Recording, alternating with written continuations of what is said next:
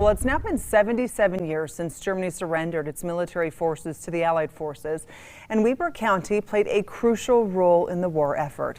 ABC4's Northern Utah correspondent Kate Garner shows us what that effort looked like. Kate? Walking through the business depot in Ogden is kind of like taking a step back in time. And that's because 80 years ago, this area was used as a defense depot and prisoner of war camp during World War II.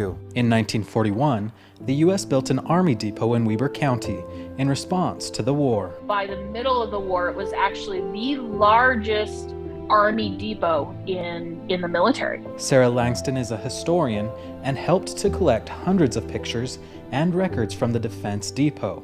She says the government chose Weber County because of the railroad going through Ogden in order to have a central location for supplies to be shipped for the war effort. These supplies could be anything from vehicles to artillery.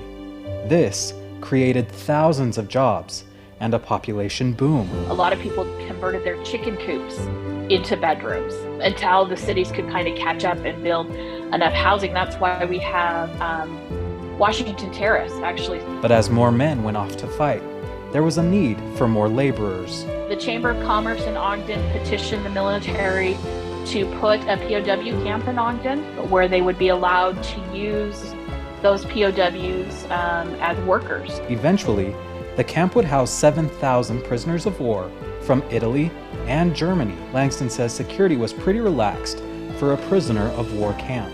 And when Italy surrendered, those prisoners were given even more freedom to leave camp. There was this phenomenon of a lot of local girls meeting Italian gentlemen and wanting to get married. But the US government wouldn't recognize their marriage, so they actually had to go back to Italy, get married there, and then come back to the United States.